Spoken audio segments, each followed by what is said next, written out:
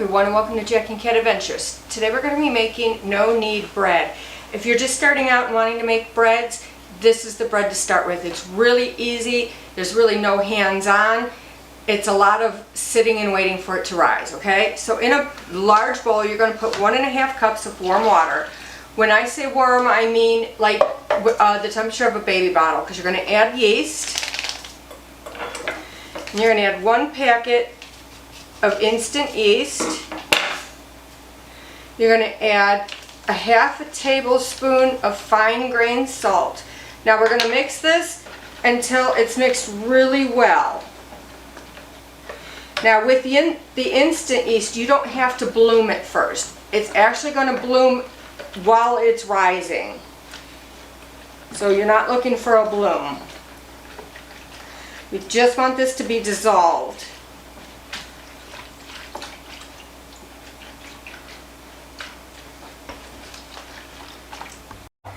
Alright, once your yeast mixture is dissolved, you're going to measure out 3.5 cups of flour, all-purpose. If you have bread flour, you could go ahead and use that. It's no big deal.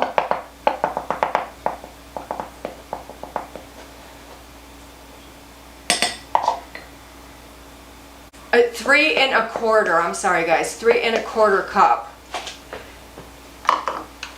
3¼ cups of flour. Alright, now we're going to mix this together until it comes together. Alright, I got this mixed together. Mine was a little dry. I added probably a 1/2 teaspoon of water and it was perfect. What you're looking for is a shaggy looking, wet, messy dough. That's what you want, okay? Like, this is messy. Let me show you. It'll stick to your hands, Yeah. It'll stick to everything. So now what I'm going to do is just make sure that you have everything mixed in really well. And I'm going to clean off my wooden spoon. And then I'm going to cover this with a towel. Make sure it's a cotton towel. And we're going to set it to the side for 2 to 3 hours, or until it's double in size. Alright, so mine is done. At this stage, I'm going to lightly put plastic wrap on top. You want to be able to let the gases escape. Don't make it too tight. I'm putting mine in the refrigerator for about 12 to 18 hours. I find it's easier to work with and it tastes so much better. But if you don't want to put it in the refrigerator, then we'll move on to the cooking part now. Alright, when you're ready to bake your bread, you're going to get your cast iron pan and you're going to put it in your oven. Turn the oven on to 450 degrees. You're going to put the lid on it and keep it in there for 30 minutes to an hour. After 30 minutes to an hour, you're going to keep it in for another 20 minutes and then we'll move on to the bread. Alright, once your dough is ready, you're going to take it out of the bowl.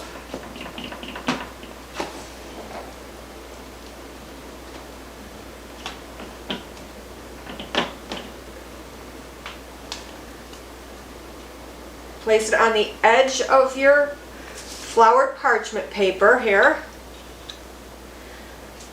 I'm just going to grab this with my hands.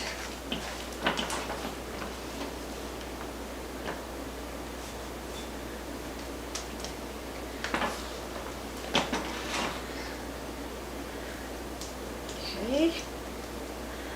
Just a little bit more. I doubled my recipe. That's why I'm making mine a little bit bigger, because I'm having company.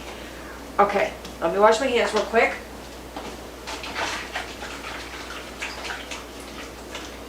Now what you want to do is you want to get this into a loaf shape as best as possible. So all you're going to do is keep lifting from the bottom over.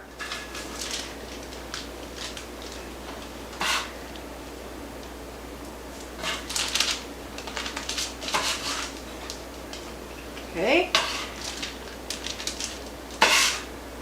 I'm just using the bench scraper to do this. It's really easy with the bench scraper. I'm just kind of getting a little bit of flour on it and I'm turning it, okay? Doesn't have to be perfect. It's going to look rustic. Now what you're going to do is you're going to flip this, you're going to grab the sides and you're going to flip this over into the center of your paper. Hold on. Pulling apart. Put a little bit of flour on it. You just want it in the center of your paper. Okay. And I'm just going to take the rest of this flour off, because I put a little bit too much on. Alright, I'm just going to kind of mold it into the shape I want. Okay. Like I said, it'll look really pretty when it comes out. Okay, now you're going to take a sharp knife and you're going to make 1/2 inch slice on 2 slices on the bread, or however you want it to look, okay? So I'm just going to do a cross. So I'm going to do... Nope, hang on a sec. Gotta move that blade out more. There you go. Now flip it around. You're using a dull edge. I don't give her sharp things to use. No, I don't know how to use them, okay? You just want to get a little bit in there. And I'm going to try and go across this way now.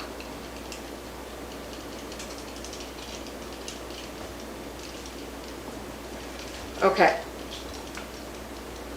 That should be good. Okay, now what I'm going to do is I'm going to pull out my Dutch oven. Now, remember, this Dutch oven is hot. So I want you to be really careful.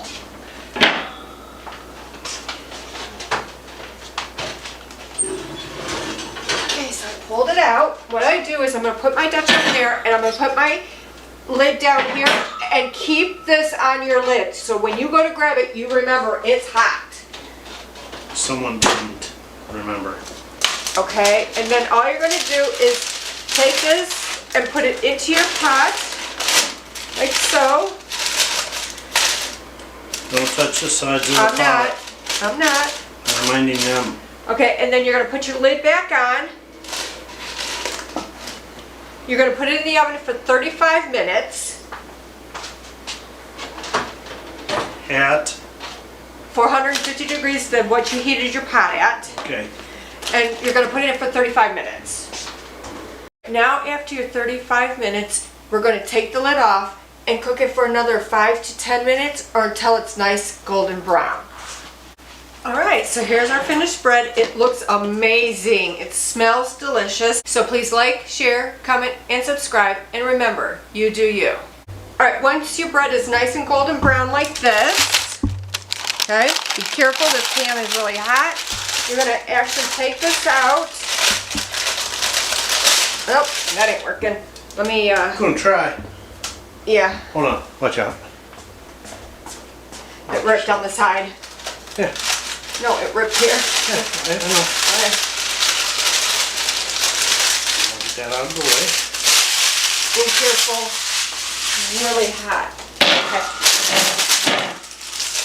And you're just going to let it cool for about 10 minutes or until you're ready to use it on a cooling rack. Please like, share, comment, and subscribe. And remember, you do you.